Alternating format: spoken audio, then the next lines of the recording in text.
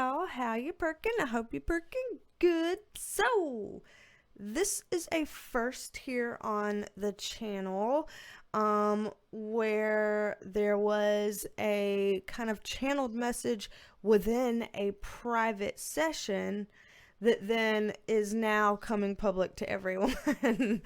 So I've had, several videos here on the channel in the past where I had private readings with people and they gave me permission to post their private reading on the channel anonymously so that people would get a sense of what private readings could be like, even if they can go all kinds of different ways.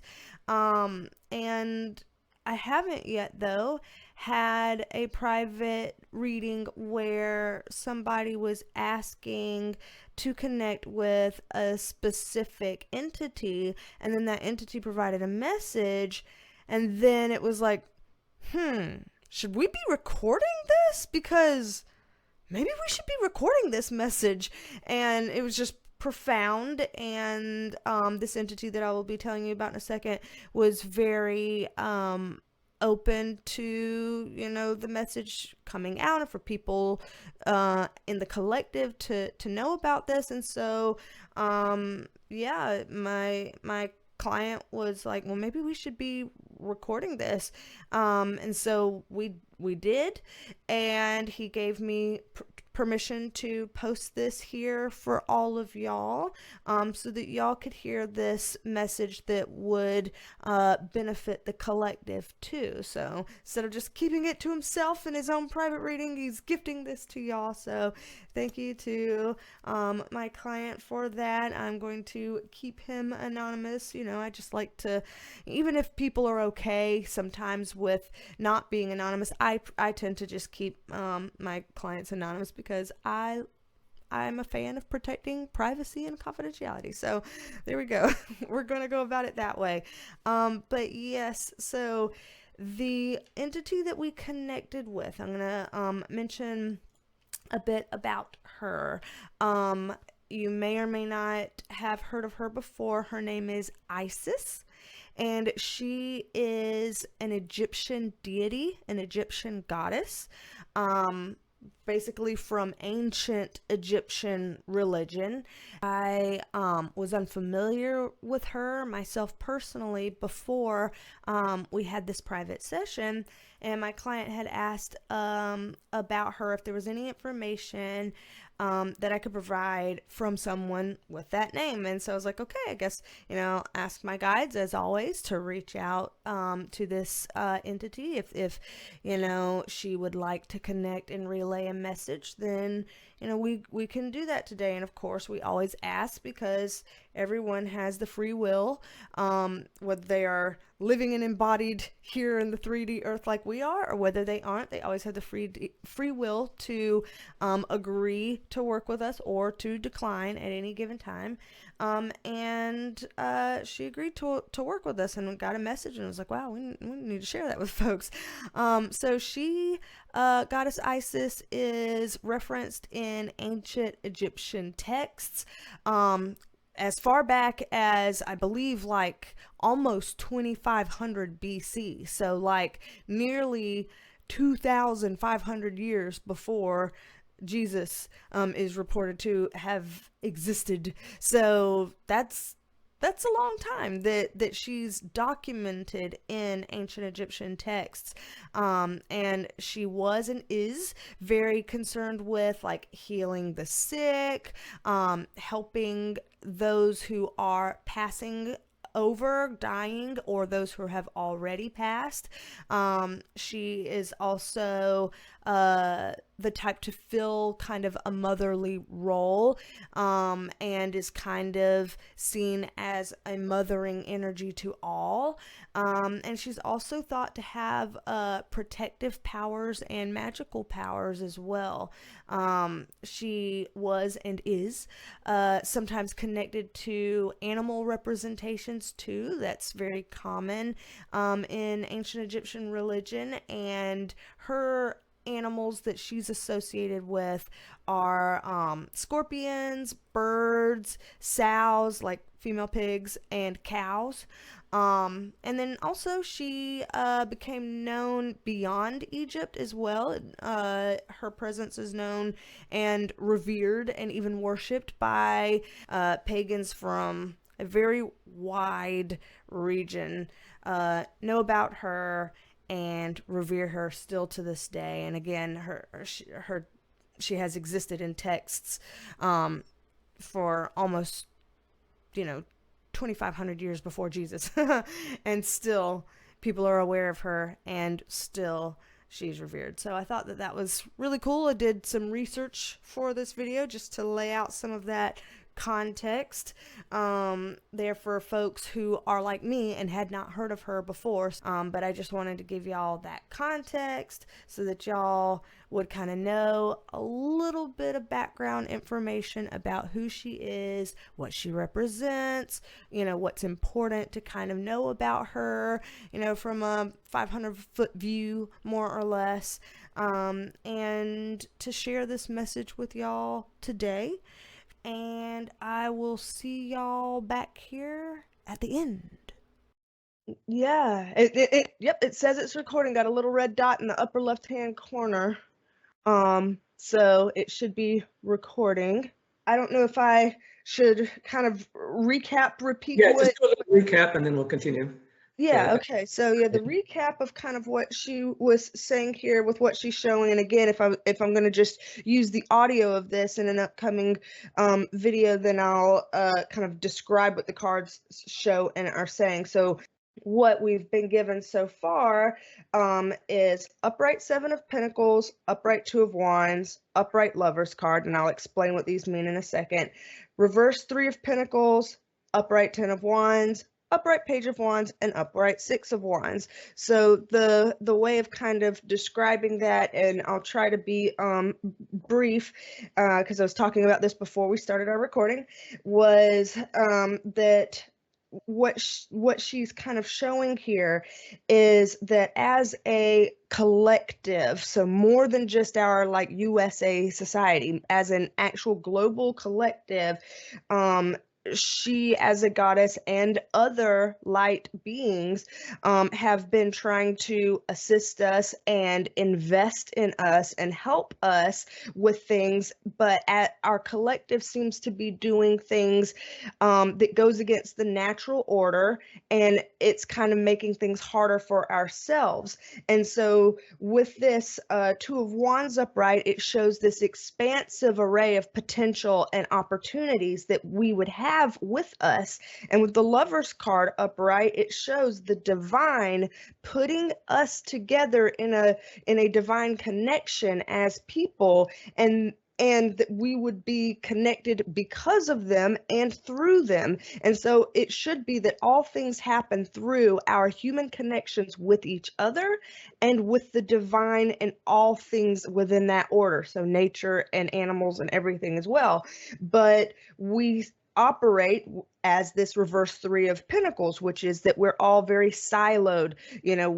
Sometimes we're very loners within ourselves, and we're not even connected to our families or friends or communities, much less connected globally. And so we're all kind of living out this upright 10 of Wands where we all feel overworked, overstressed, overdone with, well, I've got too much on my plate and too much all of this. And it's because we're all, each of us, trying to do it ourselves instead of together. And so the visual that I got, that again, I'm not sure if it was through Isis or if it was through my guides trying to translate in a way that I would understand. But what they showed is like with,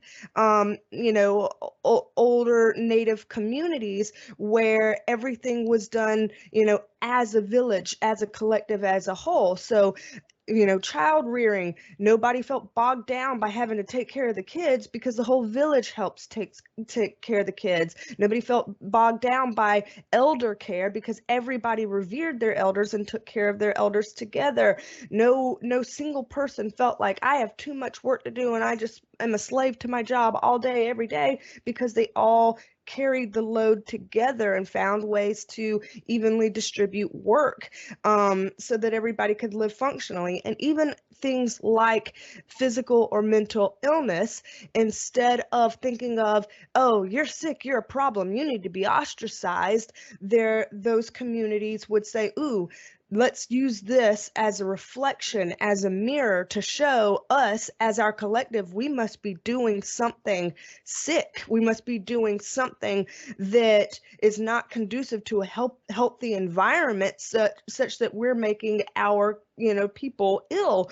And so let's see what this tells us about how we're functioning, and we need to clear this up. And they would do sacred work around clearing that up for themselves. And those are the kinds of ways that everything happened in a natural order. Even killing animals for food was done in a way where we waste no parts, no pieces of the animal. All is used and all is thanked. The animal is thanked for their sacrifice and donation to the village. And so it's showing here through these cards that the reason why we're suffering so much and everything seems so hard is because we're working against the flow that they have created and helped us and invested in us, and we're working against the flow. But if we would work in harmony with that, all together as a collective, very connected to each other, nature and the divine, then these things would not be happening the way they're happening. And that is kind of the core issue here that she's trying to bring up. So I think that's trying to summarize what we saw so far. So what does she think about, like, from like other deities? Because she's saying that she's helping in the background. If people made a more conscious effort to work with deities, would that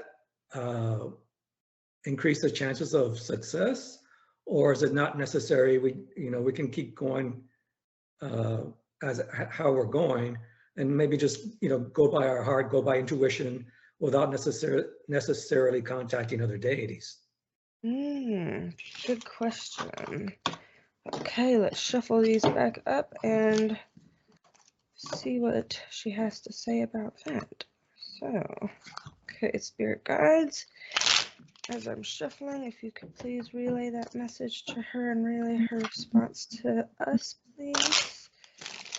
Okay, so from the cards that I've gotten here, I didn't get the usual cards that would kind of represent any, specific higher order, like any specific deities. I didn't get a Hierophant card, a High Priestess card, or, Magician card, or things like that that's kind of talking about alchemizing that energy. So from that, I would take that it's not exactly necessary that we would have to pick out any specific deities to kind of work with them one-on-one or whatever. Not that saying that we can't, but that it doesn't look like it's something we have to do. Instead, here we get the Strength card upright, which shows kind of this inner strength in us and our ability to kind of wrangle our problems and things like that. But they do here show this Knight of Swords upright, which is like we can have a tendency of, trying to move too fast and trying to think of too many things, when really it's this Eight of Pentacles upright, which is kind of slowing things down and just practicing and to try to get something to its best state. It's a kind of a practice makes perfect card. So in a way, it's like if we use our own intuition, we slow things down and we're just more intentional about our practice, and we try to replicate that, make habits of that, so that every single day it's like, okay, I'm being slowed down and intentional about each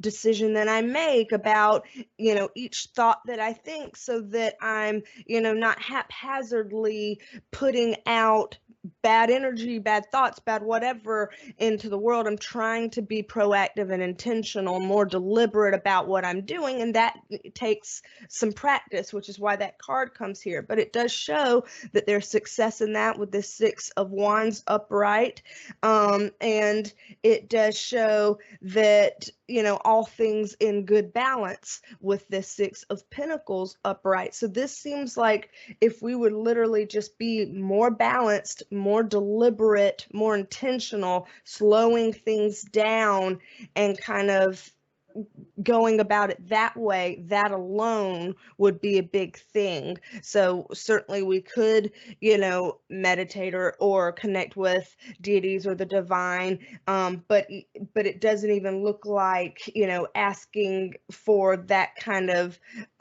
specific relationships with them is something that has to be done for this to work in that flow. What else does she want us to know?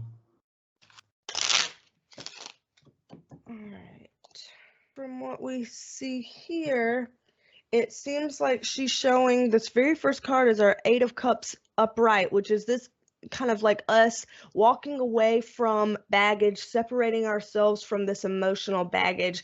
And so it seems like one thing that we can do to elevate ourselves in the collective is working on whatever emotionally is holding us back.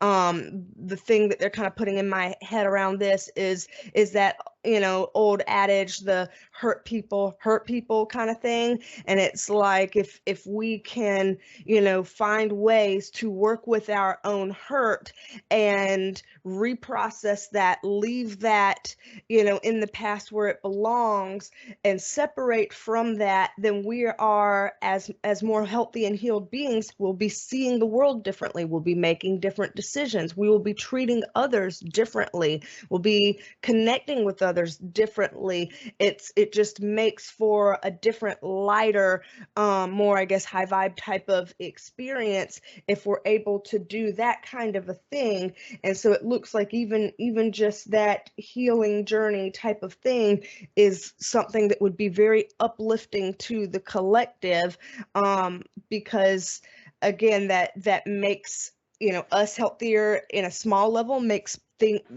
I guess our macrocosms also healthier on a bigger level, with that universal principle of as above so below kind of thing. And so the other cards that we have here, we have an upright Queen of Pentacles, and that feels like there's a sense of the physical aspect too. That's kind of an abundance card. It's a nurturing card.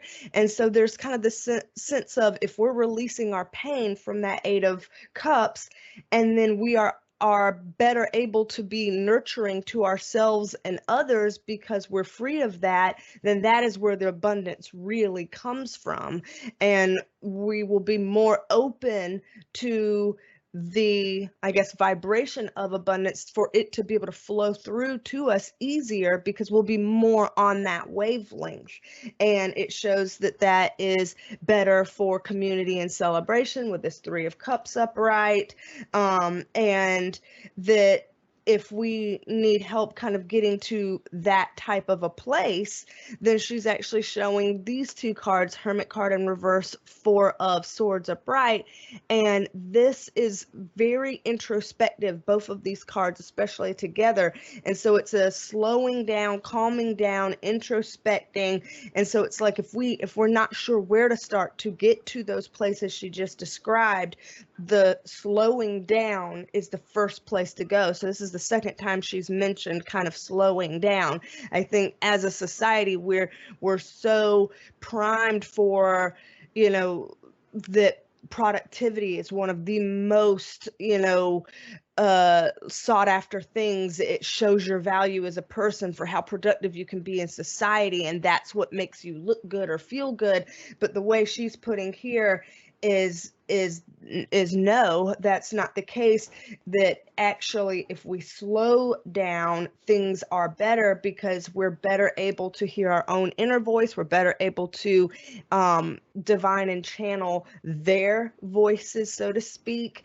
And even with that Four of Swords cards, a lot of time that is kind of a meditation type of card there. So it's kind of like if we leave some slowness and intentionality and space, we can receive more messages. All of us, not just these certain psychics or whatever, like we would all be able to receive more messages if we were just slow and leaving space for that. None of us are as a whole are really leaving enough space for that to get that from them. And then we're like, oh, I'm so lost and spiraling and frenetic and anxious and alone. And really we wouldn't be if we just found a way to slow down and leave space for that. And so she's put that here a second time now. And then again puts the Hierophant card in reverse. I was saying earlier, like, oh, I didn't see the Hierophant card. Now it's coming out, but it is in reverse. So once again, echoing what she just said about it isn't necessary to have to call on particular deities by name. I'm sure that again can't hurt, and if we want to do that, but it seems like just by virtue of kind of thinking what I need help with, what I want to do, these are my intentions, the ones that align with whichever deities or entities are over that, they're like, oh, this is my role, I step in here, and that they would kind of come accordingly by matched intentions without necessarily having to call by name or work with them specifically by name unless we wanted to do that. Wow, that was good. But you also showed the Hermit upside down. Mm-hmm. What was could you go elaborate a little bit more on that? Yeah, sure. So that was a part of that kind of introspective cluster right there with that Four of Swords upright and the Hermit card in reverse. Both of these are very introspective cards. The Four of Swords, more of a restful, meditative thing. The Hermit card, it's an introspective card either way, upright or reverse. It's just upright. It's more like, hey, let's listen to our inner voice and kind of reflect. But in reverse, it's a deep reflection, almost a soul searching kind of reflection where we allow ourselves to take the time, energy, and space to actually go deep and not just kind of think the normal tropes or the normal adages and cliches, that we actually get deep and think, okay, let me assess myself. Let me assess what really do I need to do to get to a better place to contribute in society, to help contribute to society instead of contaminate in society. I really need to grade my own paper in a way that is accurate. And so, like, accurately assessing, am I, maybe not working on self-healing enough? Am I trying to plow through and make excuses and not give myself enough downtime to rest and think and be mindful and be connected? Am I saying that I'm these things, but really I'm not doing that enough? Or, so it gives us some time to introspect very deeply and take accountability in places where we need to, and determine the spots that we need more action, even the ones where it's like, maybe I find that I try too hard and I'm just too hard on myself and I have too high of standards on myself, and it's okay to stop being so self-critical and let loose. Like, it doesn't always mean that this is finding all our faults, because one of our faults might be that we are too hard on ourselves, and that we need to be more self-loving, because it's like, well, yeah, you can do great loving others, but if you're not loving yourself, then that doesn't help in healing.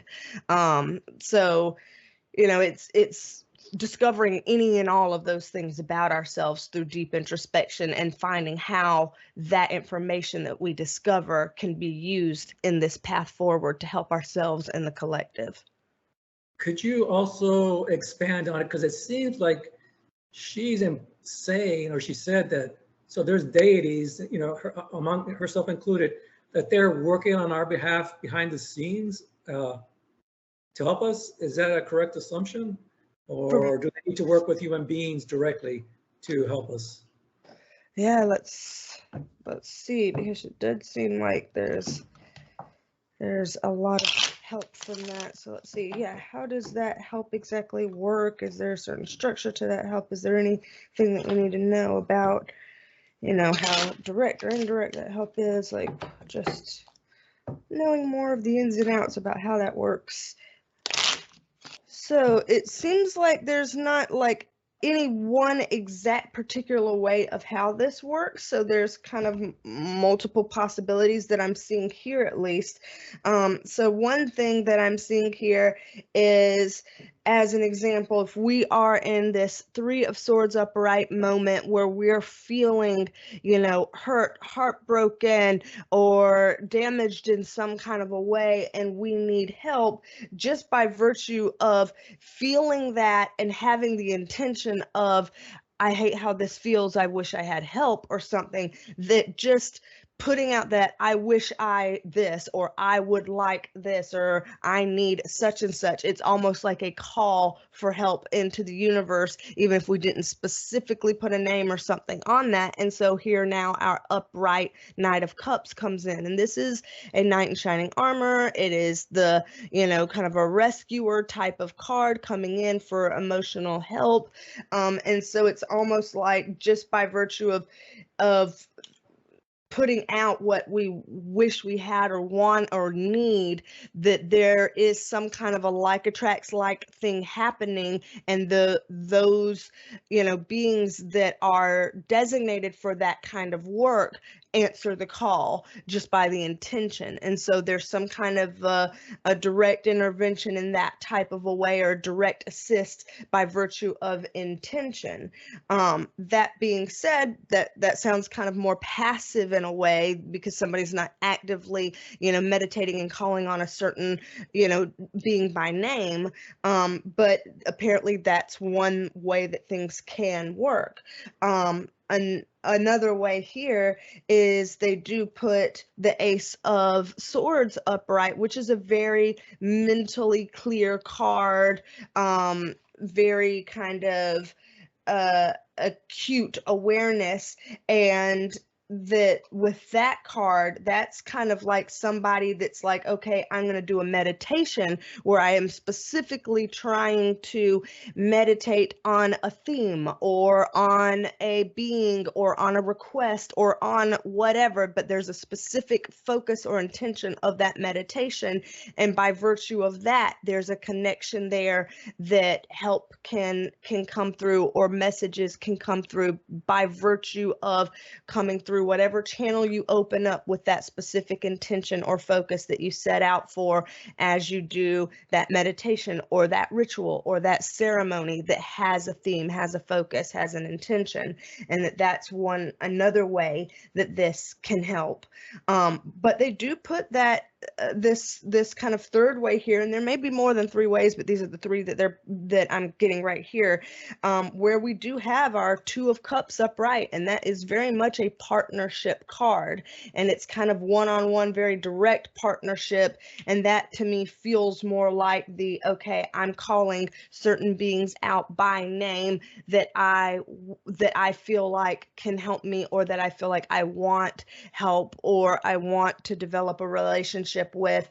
And this is kind of, with our Knight of Pentacles upright, a very physical, tangible, sure type of connection there, that can happen. It might develop slowly, because that is our slow knight, but that it can develop there. And the Sun card being, the most positive card in the deck. So this is like a very positive, shining a light on this thing. And so being direct sometimes could be very helpful, because it's the most, I guess, of all the three intentions and ways that they're showing that, like, the universe is responding to intentions, to thoughts, that's the most direct, where it's like, my intention is so thorough, so direct, that I am even asking for certain beings, by name, because I'm have that kind of clarity of focus, and just by that level of directness, it could be either faster or more powerful or more effective or something along those lines, because the intention is that much more strong and clear with that type of request compared to the other two. Yes, some minor miscellaneous questions. Mhm. All right, so because there's bound to be a lot of Christians that maybe they're watching this. So how does ISIS feel about Jesus? Are they aware of each other? Do they work together, or like they don't have anything to do with each other? Good question. Okay, so from what I'm seeing here, I would get the sense that there would be some sort of an awareness, I guess, of each other, but it's almost, it almost feels too abstract to say it that way, and I don't know why, because I guess I can't necessarily know exactly what it's like on the other side or how things would be described. I think there's probably certain concepts that kind of go beyond my level of understanding as a human being or something, or what I could understand with a human brain. I think that there's going to be some limitations there, but working with whatever those limitations are, when I see this Three of Wands upright, this feels kind of, I mean, it's a card about like, hey, our ships are coming in, our flow is coming, what, we are aware of all that is out there. We're standing at, this person is standing at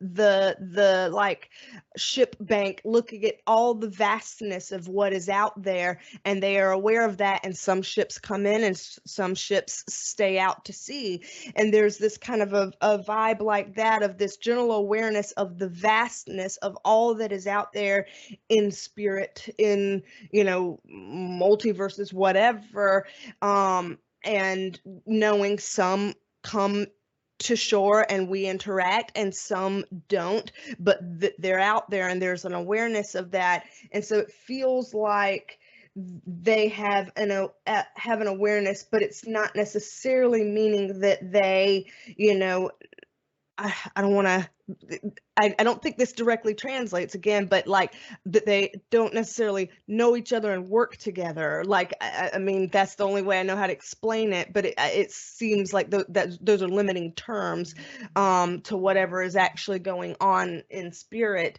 But it's the best way I can think to relay it. And it seems like here it depends on us, because it's showing with our, again, reverse hermit card, when people are deeply soul searching, then say there's a Christian deeply soul searching and their belief system is of Jesus, and that kind of energy, then when we get our Page of Cups up right here, it seems like that energy will respond to them, because that is what they know, that is what they asked for, that is what they're connected with, that's what would help them feel better, because it's kind of like if you're a crying kid and you're like, I want my mom or something, your mom comes, that makes you feel better. If another mother came, if she was very nurturing and calming while you're sad, it might make you feel better as a little kid. But if you're like, I want my mom, then it feels better when it's your mom that comes. And so there's some kind of a sense like that of, we know what the soul is looking for, and we want to provide the maximum level of comfort for that soul, and so we will bring to them what will be the most comforting to them. And that's the same with this reverse tower. The person is having that, if it's that moment of everything's falling apart and I want help and this is what I want, then we're going to send this upright Nine of Cups, the wish card. This is what you want. This is what you're wishing for. This is what you're hoping for. This is what will make you feel at ease. That's how we're going to send this or share this for you some kind of a way. And so again, I think like they keep putting this idea in my head of, it's kind of like that, but you can only describe how you can describe. And so I do feel like they're giving me this sense of, we're trying to not in so many words, but dumb it down to human brain level, to make it make as much sense as we can understand. But whatever this was, if we were having like an out of body experience right now, and we were freed and unlimited to an actual human brain, and we could really understand spiritual concepts, it would be bigger and deeper and beyond what I just described, and it would make even more complete sense. But from our frameworks, that's about the best that I think I could give as a mouthpiece, and it makes sense to me, but I can tell there's something beyond that that maybe I just don't know how to put a finger on. Wow, that was good.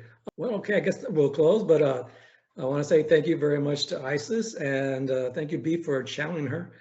And I mean, she like, thank you very much for sharing her wisdom and insight and her advice.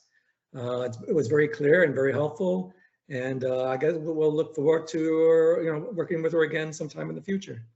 Absolutely. So thank you very much. Yeah, and I would like to say thank you to her as well, and to my guides for helping with the kind of being a middleman, I guess, through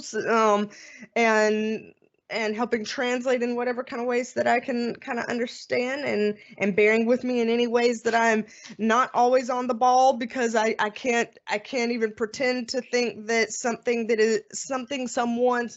is divine, that I could possibly like truly understand all the little nitty gritty. So I'm thankful for them to putting in the work to trying to help my little feeble human brain handle whatever it is that she's sending us. And so, yeah, very, very grateful for that as well.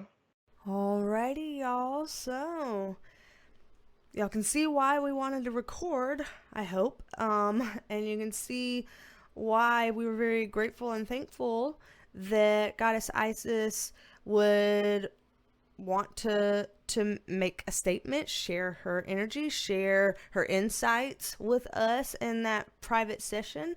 That was very new for me. Usually in private sessions, people ask a lot about their own private lives. They want to know about career and love life, and they want to know about, whether or not I should, make a move, or, school stuff, or these family things that have happened, or all kinds of things, that people will ask about. And this was a new kind of territory for me to kind of look into a goddess and ask if there's any way that my guides would like to connect, and if she would like to share any message or disseminate anything to them for us.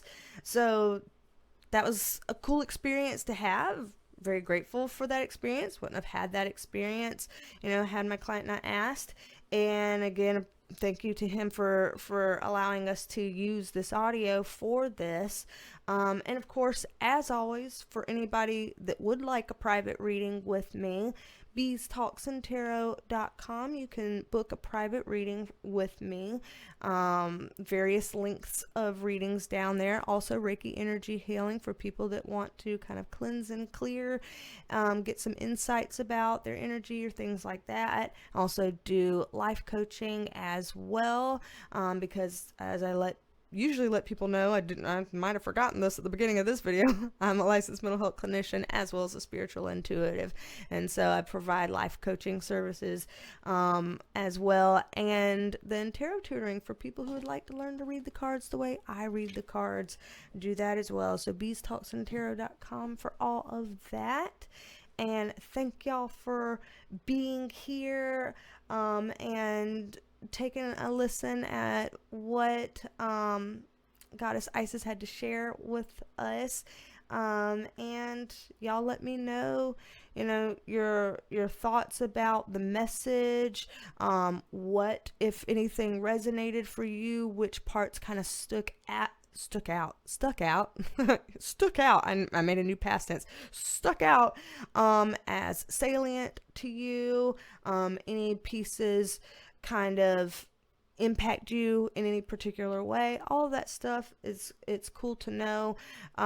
Sometimes it's similar stuff for people. Sometimes people pick out different things, and I'm always curious about that, especially with channeled types of messages. So Old Penelope here says, don't be a stranger.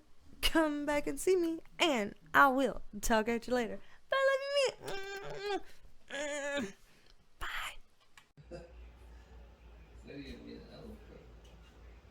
You'll see. You are not destroying the potted plant by the fireplace. You need to get down. You need to stop exploring new heights. Teddy, get down. Are you stuck now? Are you stuck now? This is why we can't have nice things.